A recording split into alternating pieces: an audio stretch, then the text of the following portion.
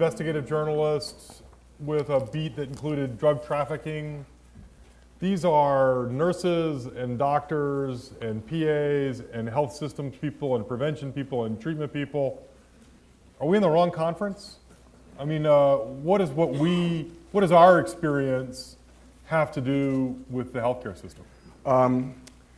Well, it has a ton to do with that. It's a great day, you might know, to be a heroin dealer in America.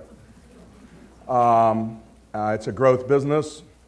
More and more people are switching from crack cocaine to heroin as salespeople.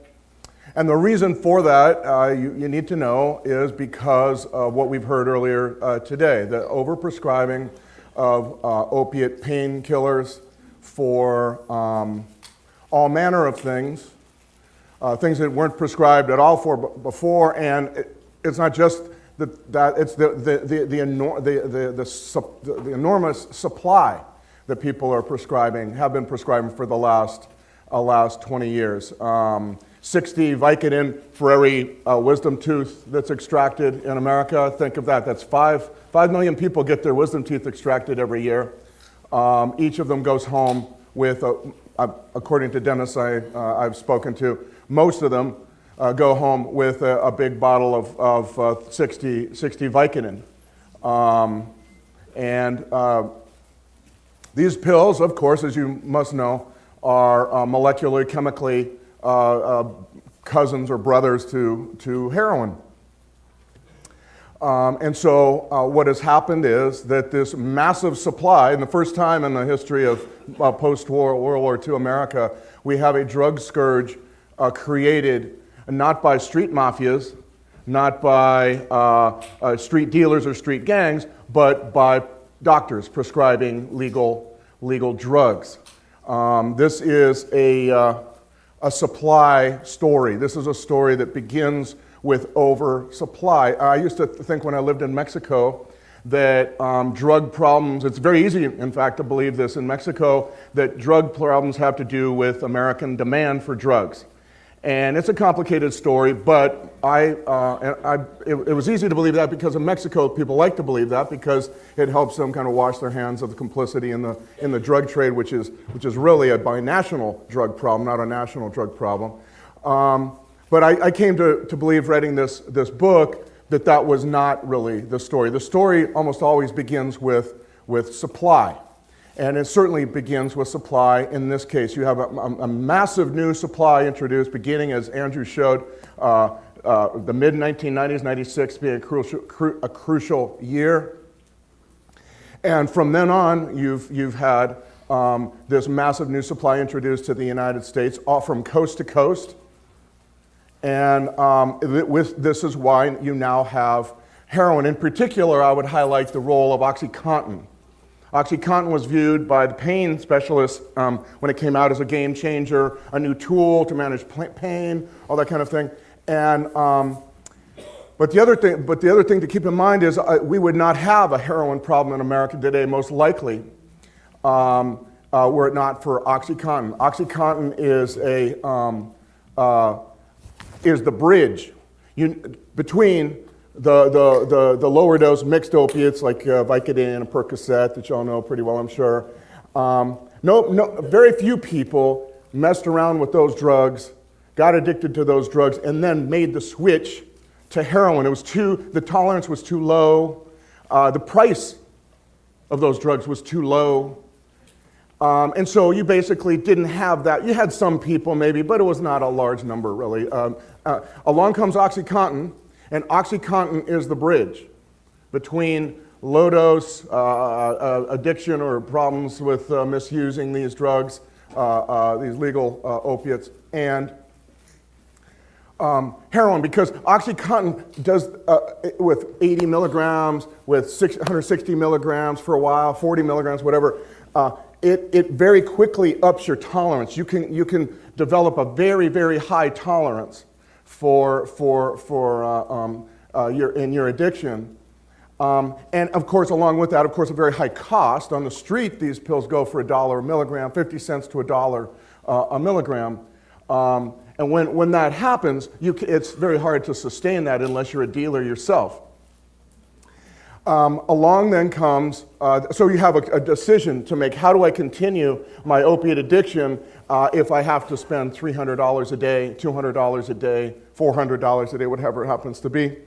And that's why, and so people switch to heroin. What is also a crucial part of this story is another supply story, which is that we have our supply of heroin is now coming from Mexico almost entirely. Or if it's not from Mexico, it's from Colombia through Mexico. In the 70s, we used to have, as you may know, the French Connection famous case, right? That came from Turkey. All that dope came from Turkey.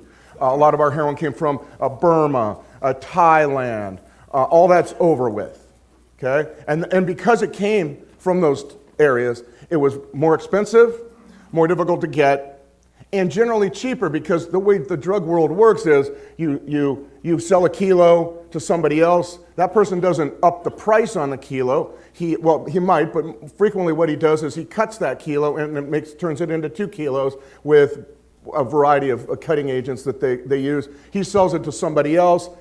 They do the same, and they do the same. This was why the DEA for many, many years did street tests of the dope that they confiscated, and they found it to be 6 to 18%.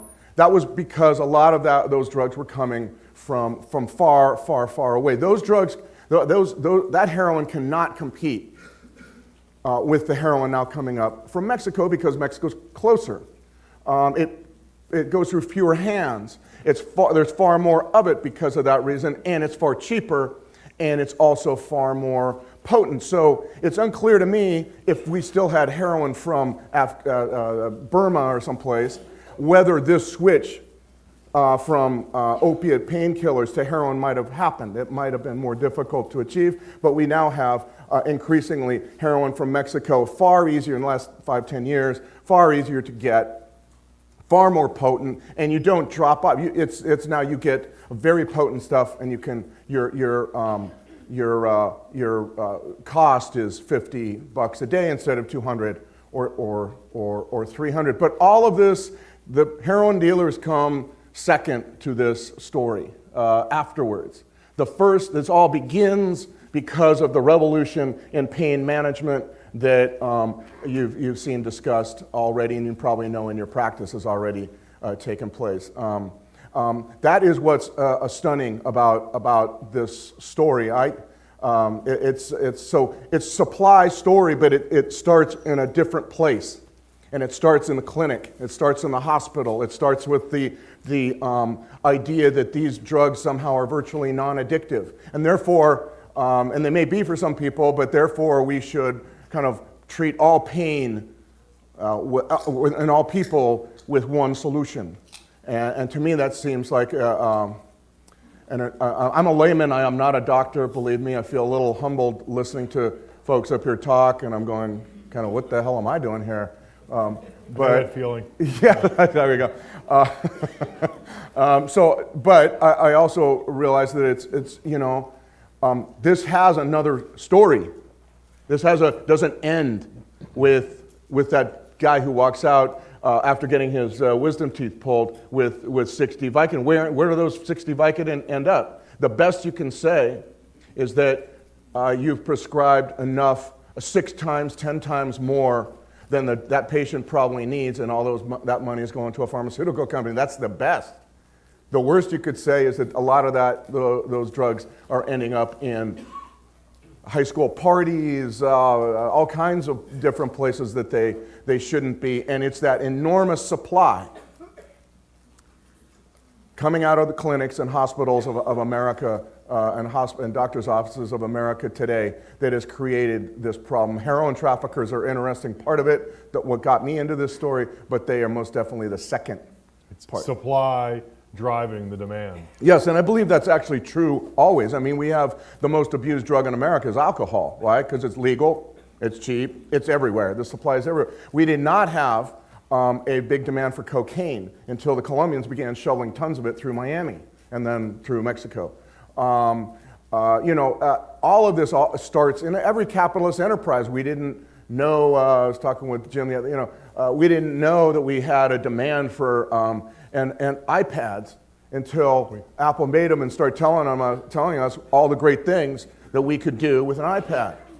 And so I think that's just the way capitalism works, and there's no better place to study capitalism, in my opinion, than in the drug underworld. So tell us a little bit about the new model that the Nayarit families, that the Jalisco boys brought to the United States. Yeah, I got into this. I could tell you that when I started this project, I had no idea what an OxyContin was. I did not know what OxyContin, I did not know what hydrocodone, oxycodone, pain the fifth virus. I knew zero about that. All I cared about was writing about why it was that heroin traffickers were doing such good business in America today. That's the only question. I lived 10 years in Mexico. Before that, I was a crime reporter. When I was a crime reporter, I realized, damn, heroin's kind of passé. I covered crack.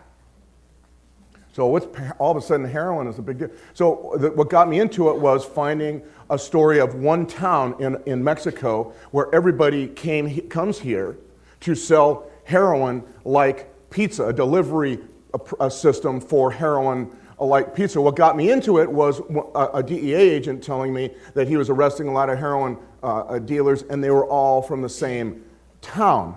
Now, I lived in Mexico, and I had written a lot about Mexico, and I knew that many places all across Mexico you see this phenomenon. There's not a lot of education that allows you access to education for working class Mexicans that allows them to go from a very humble beginnings to a profession like doctor, a lawyer, a mechanical engineer. So you learn your job from those around you.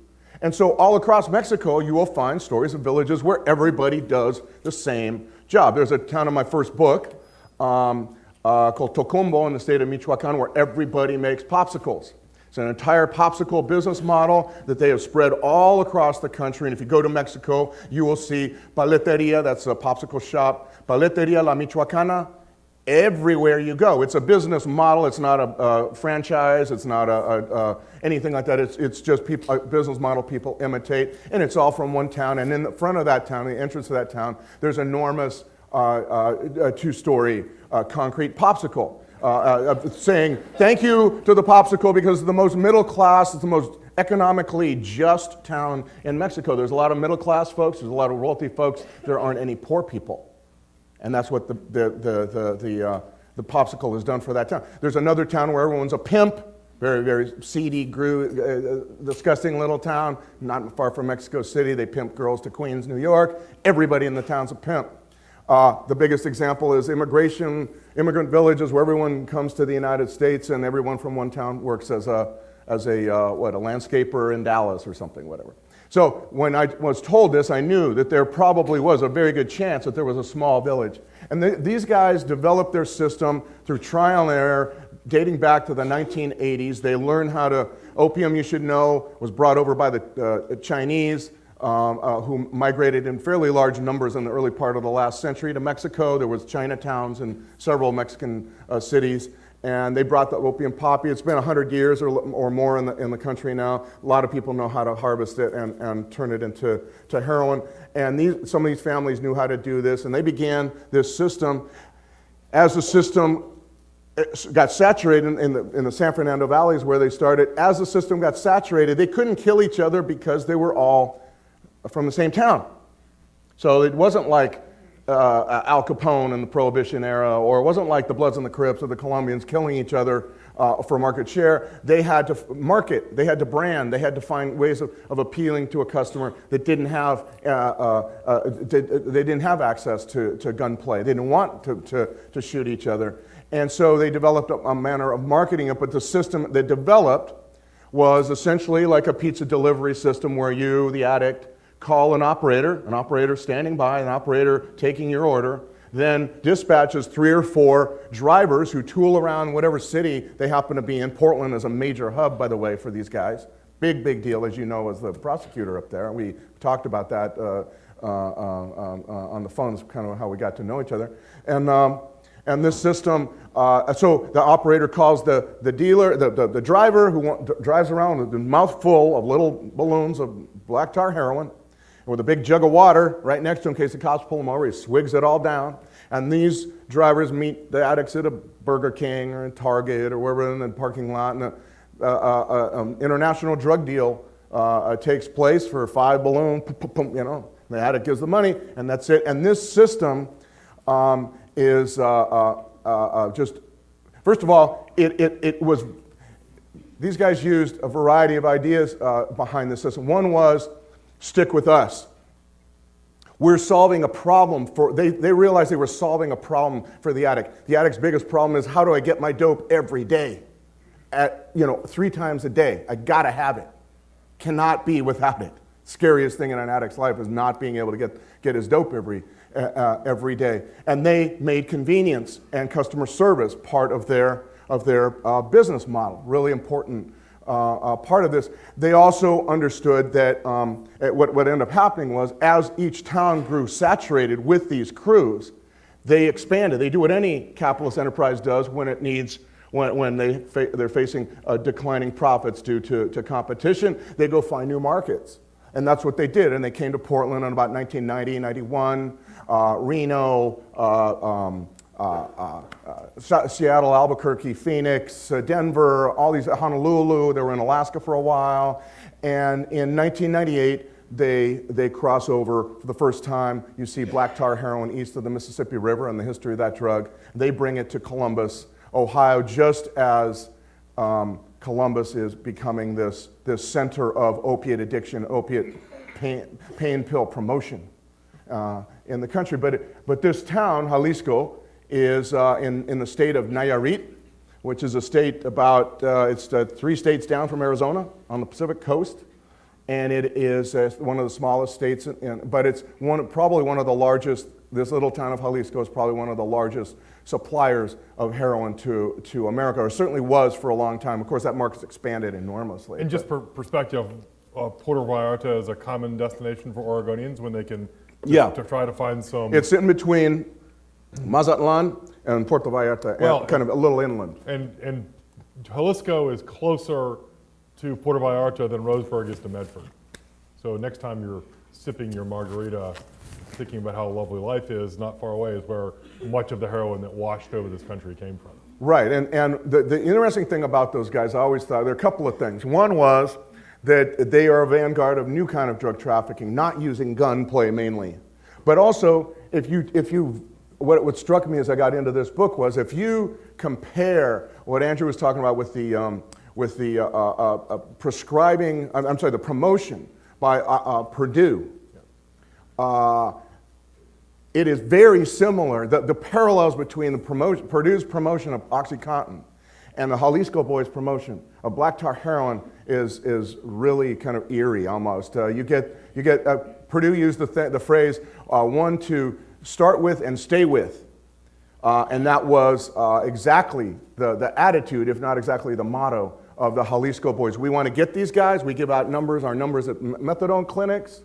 And we want to get these guys when they get out of jail. We give them numbers. All these ways of getting people, making sure that they don't leave. If you stick with us, you buy it 6 days a week. I'll give you a free one on Sunday. All these kinds of ways of making sure that they start with them and stay with them. The other thing that they did was give away free dope. And Purdue gave away coupons for free 7-day supply of OxyContin initially for a while there, for a few years. At the same time, Purdue was really focused on solving a doctor's problem. The doctor's problem is a lot of pain patients don't know what to do with them. We have the solution for you. Jalisco boys are really focused on the solution to you, the addict, is that phone number. You call us, we'll get you your dope, because we know the most important thing in your life is getting your drugs every day. And they were the solution. It was marketing, it was branding, it was customer service, and that's exactly the way Purdue marketed OxyContin. We need a Jalisco Boys coffee mug. Or pen, absolutely, right? Yeah, or a CD, a clipboard. A CD with all the corridos from Jalisco, Nayarit. It's an amazing story. One town where everybody, and the interesting thing is, it works because it's not a cartel. It works because it's not. I talked to a guy one time.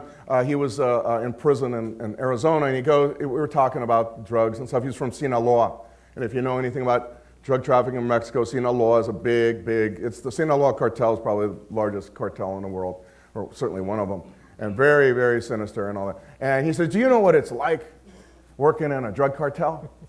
And I confessed I did not. And he said, the LA Times is a rough work. Yeah, they don't want to pay for that. Yeah. They can get a job, and the LA Times go, no, I don't think so. So he said, here's the thing, it's a drag because you can't rise. It gets a lot of, and everybody, there's no labor law. So everybody treats the people below them like crap. And then if you mess up, they kill you. It's very much like Mexican business.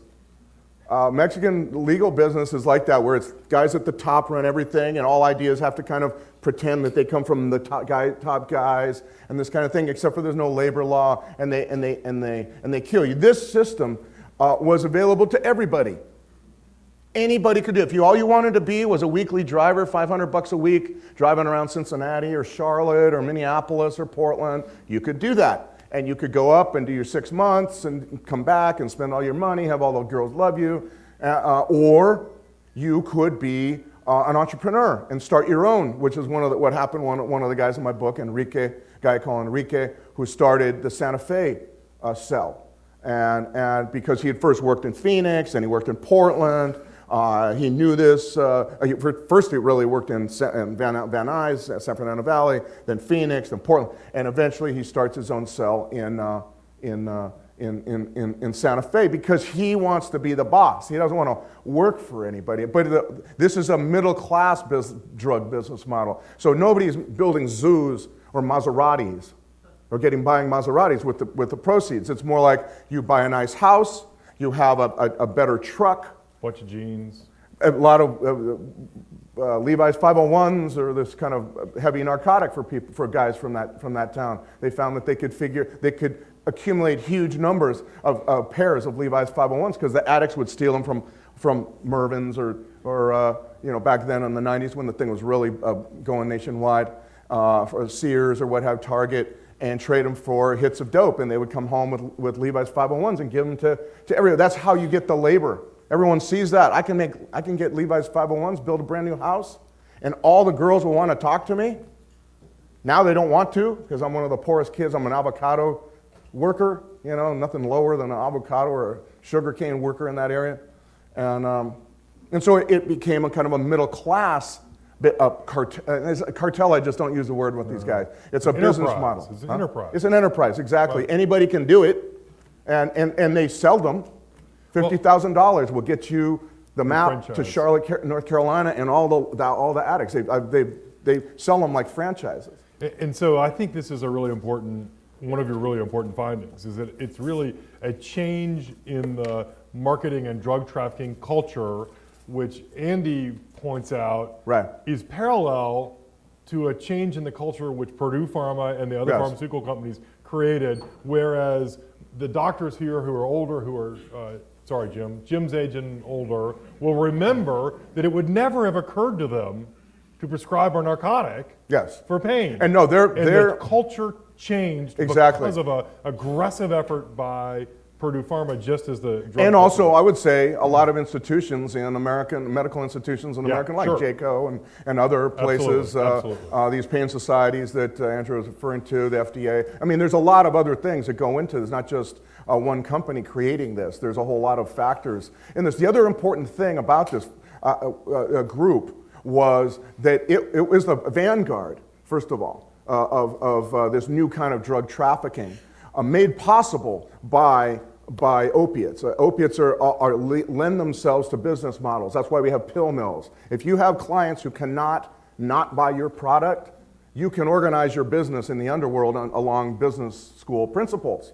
And that's pretty much what they did. But they were also very important to understand that they, by pure coincidence, no conspiracy here, at the very moment when Purdue and this pain revolution was getting really going and a lot of momentum, in 1998, They make it east of the Mississippi River, and they land by pure coincidence in Columbus, Ohio, which happens to be, if you look in the history of this thing, really kind of at the northern tip of the ground zero, which includes Cincinnati to the west, West Virginia, eastern Kentucky, and Tennessee. And they are the first heroin dealers in America to recognize the massive new, or the potential for the very large new heroin market that is going to that the pill overprescribing represents. Then they are the first ones to systematically exploit that. By that I mean, where do you go next? Do you go to Baltimore, where as we know from The Wire, all the heroin guys have guns and they kill it? No. You go to, well, if I'm in Columbus, I'm going to go wherever it's easy to get around, a lot of Mexicans, and they're using a lot of pills. So Nashville, Indianapolis, Charlotte, Memphis, most South Carolina. Portland. Exactly, and they're the first ones. Now this is all across the country, but back in 1998, 99, 2000, 2001, 2, 3, 4, all those years, these guys were following the pills. One guy in particular was following the pills, but they all learned to do this. Follow the pills, and wherever you hunker down, follow the pills. Pretty soon, you will have people switching to heroin. So not only does the supply of pills drive the heroin use, but the heroin sellers recognize it and exploit it. This one group, because most of the drug traffickers in Mexico during these years were not paying attention to heroin. These guys were on the ground. They were dealing with the retail buyer. Most drug trafficking organizations in Mexico do not sell retail. They don't want to sell. The risk is huge. Mm-hmm. But if you got lots and lots of boys back home raising their hands, wanting those Levi's 501s, wanting to build their mom a nice new house, wanting to get married, and have girls talk to them and buy the beer in the plaza all night, then you got this labor force that will continually allow you to expand. And that's that was the basis of their expansion, along with this expansion of the opiate market in the United States. So, but for many years, very few cartels or drug trafficking organizations in Mexico cared about heroin. It was cocaine, meth then, after a while, by the early 2000s, a big deal, and then marijuana always, kind of like constant. And so it's only in the last few years that the bigger groups, like the Sinaloa cartel, has figured out, and they're about weight. They're about big. They're not selling retail. They're selling wholesale to gangs in Chicago, in New York City, in various places. They're not selling it like these guys, but these guys recognize this market early on because they were like right there. They were so connected to it. So let me ask a question about pain mills, and then let's have questions. You have some really interesting reporting on pain mills and on the distinction between a pain mill and a health clinic. Right. I wonder if you could tell us a little bit about that. Well, I was unclear on the distinction myself, and so I asked a cop, and he said, who's done a lot of these investigations in Kentucky, and he said, well, you just look at are the people dressed in pajamas? Are they long lines? Are they ordering pizza in line because they don't want to lose their place? Are there long lines, and are the cars from out of state or out of county? All these kinds of things, and this is, of course, what this opiate epidemic produced. It was viewed as it's a kind of a poignant tale, really. It was viewed as a great boon to doctors, promoted that way. In the end, it crushed a lot of doctors. A lot of doctors, particularly in areas of great economic turbulence or decline. I think what ended up happening, a lot of them started out as ethical doctors with scruples, and faced with a massive demand and a need on the part of their patients and this new attitude about these drugs, they slowly began to loosen, and their scruples and ethics began to wear away. Also, these pills, because you had to present yourself personally every month to get your prescription, you couldn't phone it in. It became a way of generating doctor visits, and so you'd stop taking insurance. It becomes a cash mill, kind of every time a person comes, it's $200, $250. And in time, a lot of doctors who probably initially started out with some ethical standards, had those standards broken down or worn away over a period of many years, and they ended up as licensed drug dealers. It was no boon to them, although it may have seemed so in the long run. A lot of doctors fell into that trap. And that's one of the reasons why I think whenever you hear some of these cases, you think the doctor doesn't really get what he or she has done wrong. Some do. Some are just complete, scandalous docs on the locum tenens list or whatever. They've got their own issues, a step away from the regulators in another state maybe or something like that, But a lot of them I found were guys who were men and women who thought they were doing, or thought initially they were doing the right thing, and that just gradually wore away. So it's not proven, I don't believe, to be any great boon to a lot of doctors. A lot of them fall into that slow wearing away. I learned as a reporter for many years ago that everyone thinks they're doing the right thing, or everyone has a rationale for what they're doing. These docs also, the woman who was accused and convicted of murder, the Chinese doctor in Hacienda Heights in LA, she, had this idea, look, they're going to go somewhere else if I don't do it. They were lying to, a lot of rationales, and yet, several people died, and people were coming from Arizona, and a lot of ways that there was things just going completely wrong in her practice. But she was one of those, I really thought, that was just probably did not start out that way. I don't know. But eventually, for doctors, it doesn't become the great boon, the great helping tool that people initially thought it was, because it just gets too many of them caught up in the finance of the interestingly enough, David Proctor, the guy who invented the pill mill in Portsmouth, Ohio, I write about in the book, just a scandalous guy. But here, if you read the investigation, the Kentucky Board of Licensure investigation, 1998, he was a doctor who was trying to find, he was really struggling, I thought. You could read in between the lines, you could kind of see, this was a doctor who was trying to struggle with the best thing for his patients, get a second opinion, find out if there's another way, something to deal with his patient's pain. That was 88. 98, 10 years later, they do another one. He's virtually raping women, extorting sex from women in exchange for pills. Big mansion, they catch him, they basically prosecute him, send him to prison for 12 years. He's Canadian, so they deported him to Toronto. But the fascinating thing is this mansion that he built in an area where there are no mansions is now been purchased by unbeknownst to the people who did it, who bought the thing, it's been purchased by a drug treatment center. So his mansion is now a drug treatment center. It's something I really got to go visit. I found this out a couple of weeks ago. So we have microphones roving around, I believe. Who's got a question for Sam? The question is, are there people who are opposed in Jalisco Nayarit to the, small Mexican towns are very much like small American towns. They're very traditional, very conservative. Heroin is viewed as this disgusting thing, but they are also very, very poor.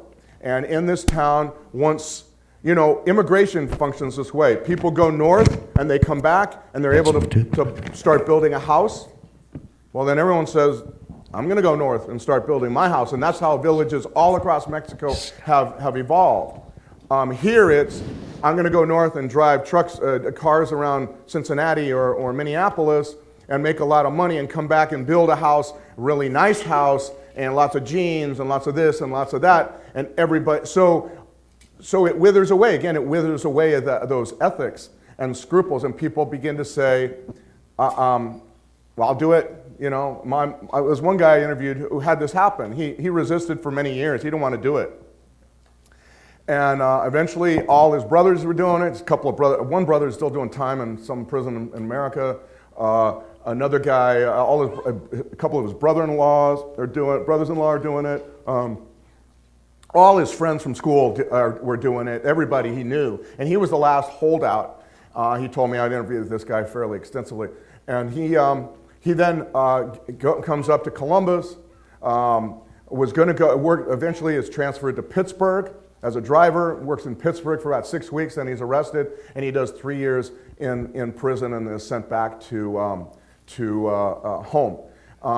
He is very much against it. I hated it. I didn't like it. I kind of felt sorry for the addicts, but I was, money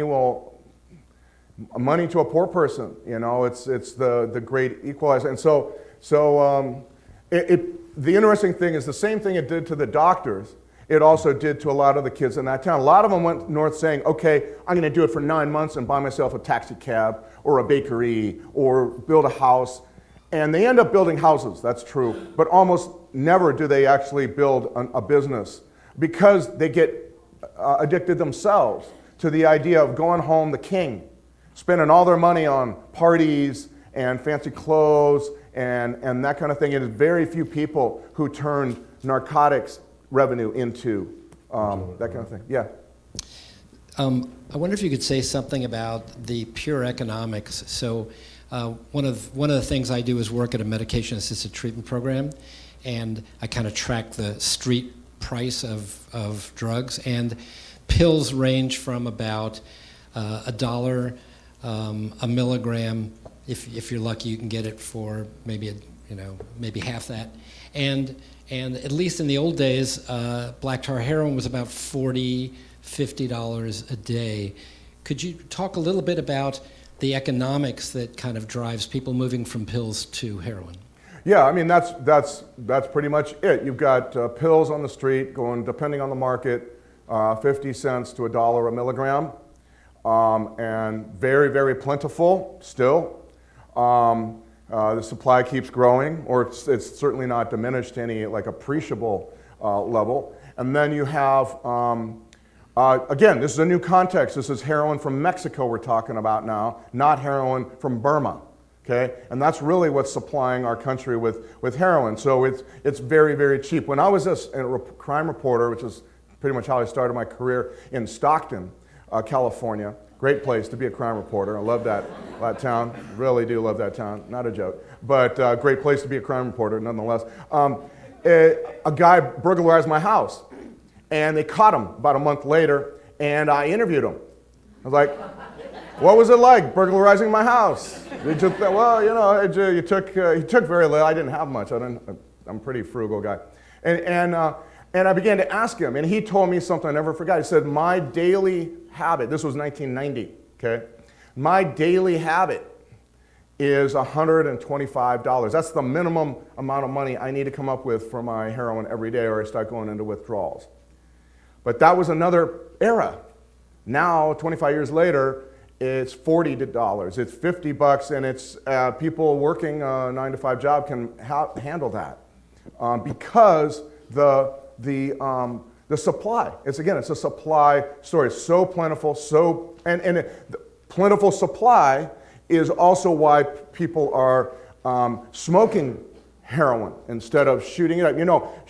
Shooting up heroin really only begins with the Italians in the 1930s because the Italian dealers cut it so badly that the only way you could get any boost from it was by shooting it up. Before that, everybody smoked opium, all those drugs. They're smokable drugs. But the injection comes when the Italians in New York City began to really, really badly cut the stuff. And so the only way you can get any boost from it is by shooting it up. Okay, that's fine. You do that. That's where the needle comes into the picture in a kind of more widespread way. And it stayed that way because the heroin was very, very weak, weak across the country and hard to find, that kind of thing. So you wanted to get the biggest boost you could get. So all of a sudden, shooting it up becomes the method of administration. But you can smoke this. And so a lot of people are smoking it now thinking, well, I'm not really an addict because I don't shoot it. And the problem is, of course, you can see the problem there. It's going to quickly become addicted and eventually will start shooting it up, even though. But that's why the new heroin context is so important in what y'all do. Is that all those pills are helping create a new eventually once people get addicted to it will help create a heroin addicts and it's a whole new world now. When you get out of rehab now. That you are met by a very fearsome supply of opiates. It's one of the reasons why I kind of changed my mind on medically assisted treatment You've got to provide people with almost a shield or a protection of some kind when they get out. Abstinence is very difficult to see how it works for everybody. It should be available, but it shouldn't be the only thing, you know. You know, when you look at this business model, it looks very much like the tobacco model. Has anybody filed suit against Purdue for what obviously has obvious an easy trail to follow and deliberate intent on harm? I mean, yes, there have been several attempts to sue them, and none of them have prevailed because they argue, and I guess this has been accepted by the courts, that as long as doctors are prescribing according to accepted medical practice, that the pill companies can't be. There was a case brought, a criminal case brought by the talk about in the book about by the U.S. Attorney in Southern Virginia that eventually. Big case, lasted several years. Purdue eventually pleaded guilty to a misdemeanor count of false branding, saying that these drugs were now non-addictive. Now, if you read Purdue's disclaimer, it's quite long. It's addiction, that kind of thing. All this kind of protection from lawsuits, basically, I think. But they were fined $634 million, $34 million of which were taxed were paid for by the 3 top executives.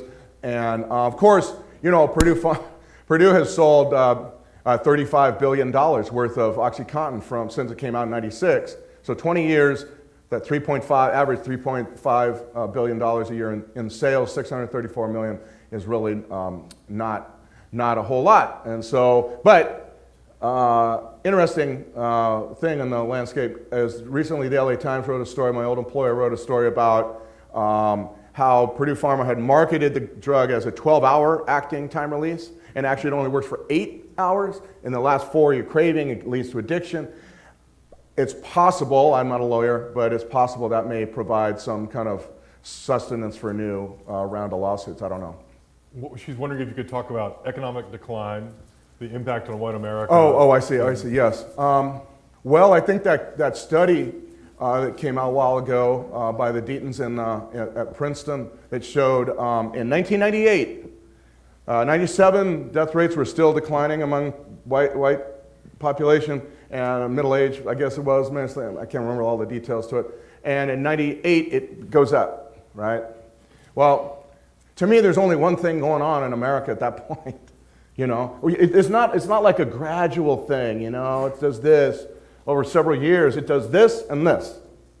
And to me, there's one thing going on with that, and that is a massive new prescribing and promoting of prescribing of opiate painkillers. Unless you want to argue that, we began to drink a lot more in 98 than opposed to 97 or something like this. To me, it feels like completely connected to this story that we're talking about.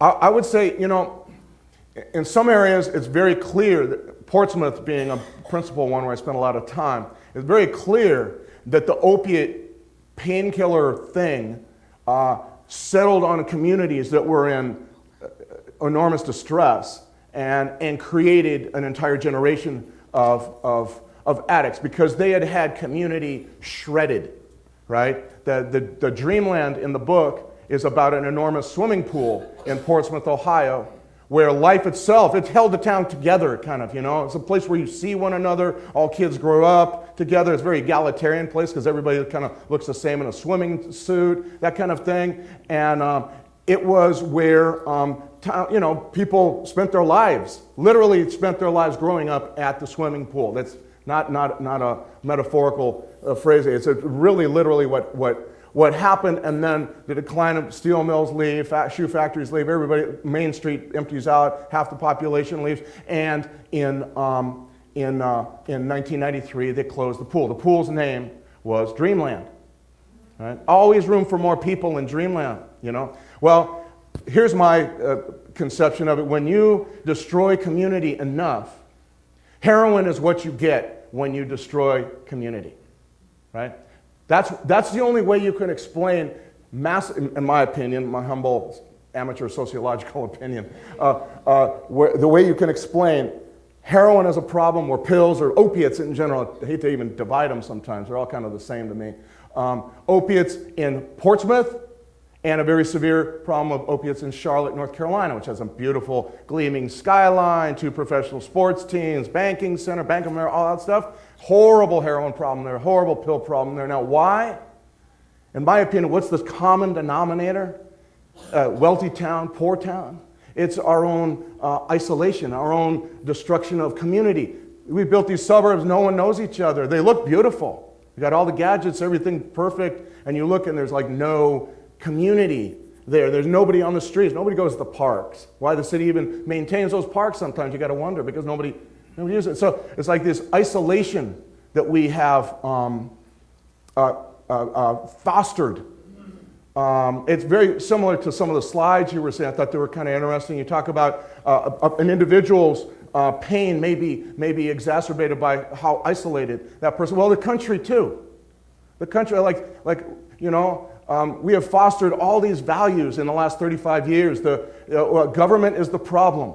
That's one of them, right? Government is where we all come together as a community to solve our problems in some way. When you say government is the problem, as Ronald Reagan said, well, then you're saying that there is no community, that we can all do it alone. We're all loners and it's fine, it's good, that's the way it should be. That's a kind of self-reliance is a great idea, but this is kind of perverse, it seemed to me. We fostered the idea that we were now, you could find happiness through a consumption, massive consumption. We became an intensely consumerist society. Heroin is the final expression of all of that. It's the final stuff that'll make us happy. Remember this, every heroin addict is a narcissistic, self-absorbed, loner, hyper-consumer who thinks about one thing, buying one thing over and over all day long. To me, it's not just white economic decline. It's also it's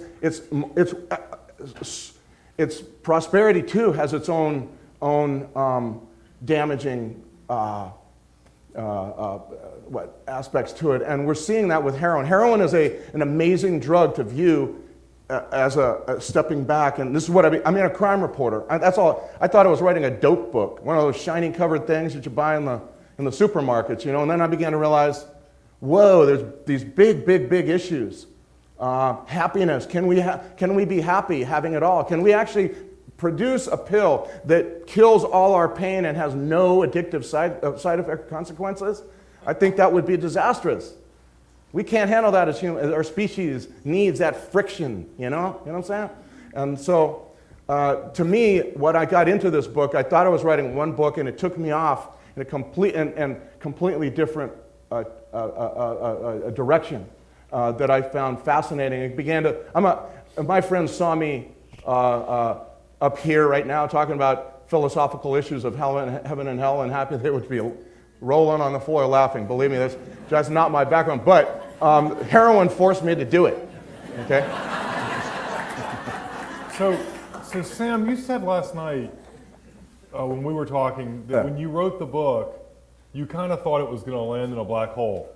Yes, right. Because when I was doing this book, there were a lot of professionals. Some of them are here today. David Talbot, there he is. Andrew, Jane Valentine, even though we just talk on the phone. There's several professionals who helped me, public health, cops, DEA, a lot of folks like that, but I could not find parents to talk with me. And I knew as a media guy covering the crack epidemic that if you don't find parents, you can't really tell the story very well, nor will you find the political world taking notice. And also realize that this is a silent thing. This is the first a drug not started by drug mafias. It's also the most quiet. Crack had drive-by shootings, carjackings, all that famous stuff. We had, with this, you have none of that. It's all quiet, and it's all hidden. Everyone wants to hide it. The parents want to hide it, or they wanted to hide. And this is what I was encountering as a reporter. I was like, find me someone to talk to. I found 4 parents. I put them all in the book. That was it. So I thought when this book comes out, I'm going to be on to my next project by June or something like that, within 3 months. And what's happened is, very healthily, very good, very nicely, very happily, the people have begun to talk about it, and the media has begun to cover it. When I was writing about this, nobody put cause of death in obituaries, for example. It just didn't happen. It was just very difficult to get people, and therefore when that didn't happen, politicians, you find one today up on the stage right now. I guarantee you 2-3 years ago, I'm not sure about this senator in particular, but others were not addressing this at all, and now they are. And you're seeing it's having a huge effect in Red America, because Red America lived politically by the idea that the way to treat addiction was to be tough on crime. It became a dogma that you could not question. If you questioned it, someone was sure to come along and out-tough you, to the right. And then so it became dogma, very much like religious dogma. You couldn't question it, you just repeated it, parroted it.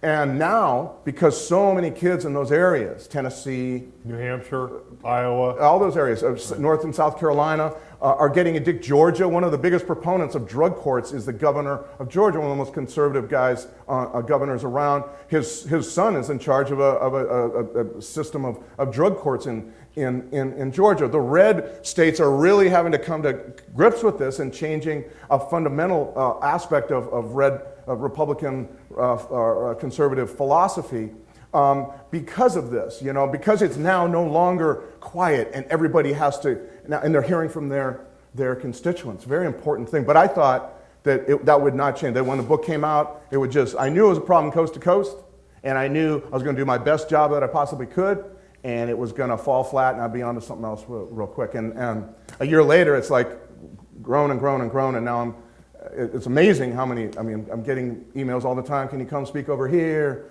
some small town in Ohio, in Tennessee, in North Carolina, et cetera, that kind of thing. great.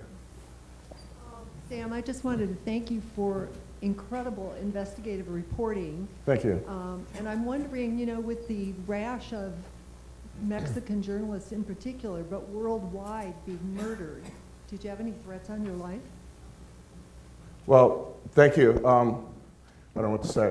It's very nice for you to say that. I know a lot of, in Mexico, lots of reporters are being killed. In the United States, it's a different situation. Not terribly much more optimistic, honestly. Where you're getting layoffs after layoffs after layoffs, and who writes these stories anymore? I think, in fact, in order to do good journalism in America today, you have to prepare yourself to be a freelancer. Because working within an ever smaller media outlet, you're just going to get limited. Young journalists should go there, and then they should always be making plans later to be a freelancer. I really appreciate you. I also like to say thank you to a lot of the folks who come up to me and thank me for the book. Believe me, it was a lot of work, but it was a labor of love. I love my job. You find some amazing people and some amazing stories. You can tell, and I just maybe one last thing. I don't know. I tried to write this book. I felt that if I wrote a standard book about heroin, I wouldn't even want to read it. So depressing, such a drag. Like, oh God. And so I began to analyze why it is I watch certain movies over and over. I watched Heat. Al Pacino, Robert De Niro. I like that thing like 10 times. I don't know why. It's just gets me going. And the Clear and Present Danger with Harrison Ford back in the 90s. And what I realized was I had to make a version of those movies, a book version. I had to make it into something sexy. And the way to do that was to take the lives of people who may not naturally be thought of as having sexy jobs.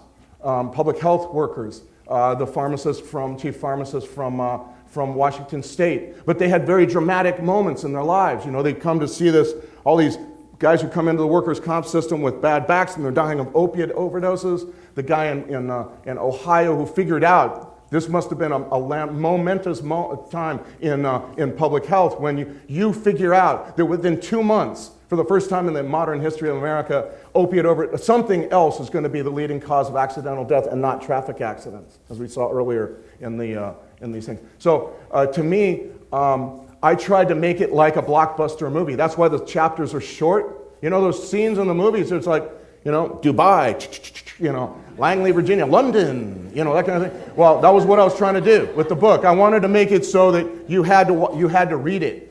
And this is my addiction, okay? I'll tell you my addiction, is when people come up to me and go, dude, I couldn't put your book down. Or I was binge reading. Binge reading, I love it. It was like I've been binge reading your book. I go to bed, I'm really tired. It's 1 a.m. I go, I'll just read one more chapter. I can't tell you what that means to a reporter. I think any writer. This one I can tell you. I'm like,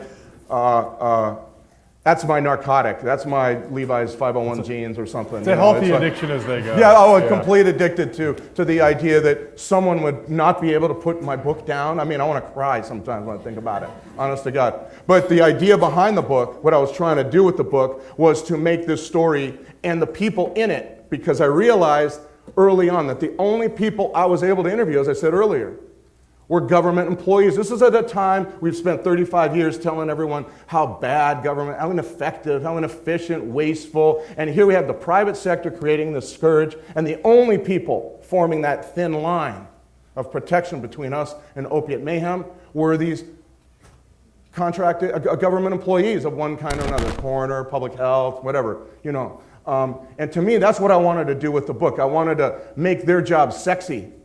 Wanted to make, Julia Roberts as that kind of thing, And because I saw a great drama in them and in their lives. And so anyway, that was my approach. And this whole experience has been just amazing to me. And I can't even believe you guys are sitting here listening to me, honestly.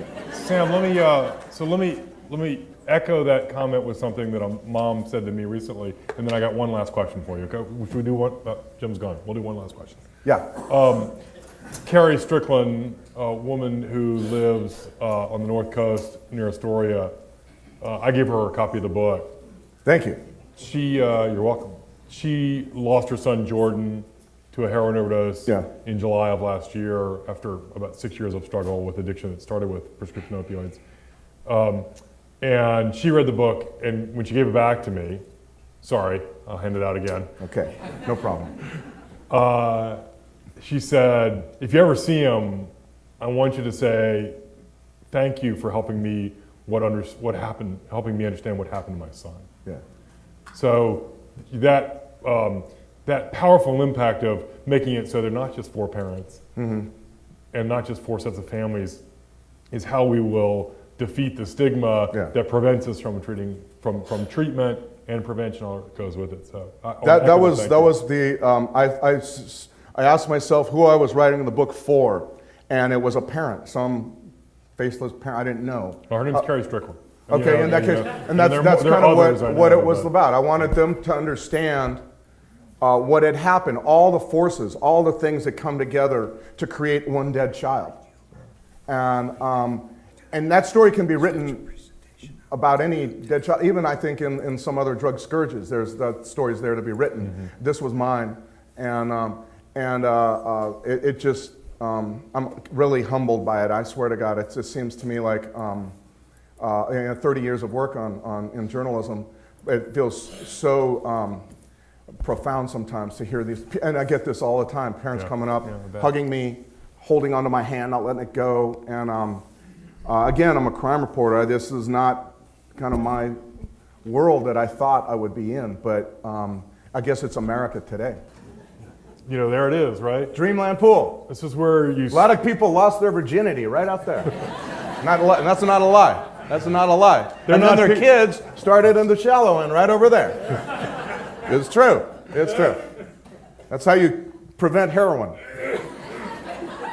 That's also true. So that's my question, right? You start with community, and it's a very depressing story, but it doesn't end depressingly, right? You come away from this with a positive future. Right, and that's how I felt I had to end the story, end the book, because I had to find something hopeful in this panorama that's very bleak. And it was amazingly in Portsmouth, Ohio, where there's a Rust Belt town par excellence. It's a beat down town, hookers by the railroad tracks, lots of drugs everywhere, and it's the place where you find community coming together. Heroin does that. Heroin may be one of the most important forces for change in our society today. It forces people to kind of come together. That and laws that prevent you from owning a pill mill if you're a felon, which is what Ohio passed, that allowed them to close a lot of these pill mills. All of a sudden you have, again, it's a supply story. You have a separation between the addicts and the supply, not so much dope around, they can recover a little bit more easily. And I tell this whole story, it's late, it's the last question, I don't want to take too much time, but basically the gorgeous, inspiring, beautiful story of Portsmouth, Ohio is one that also almost made me cry. A town that led us into this epidemic is finding ways of self-reliance, of not believing what the world thought of it, and coming back in ways that I think are profound and ought to be noticed by other communities, maybe not unlike this one. Thank you so much. So, thank you.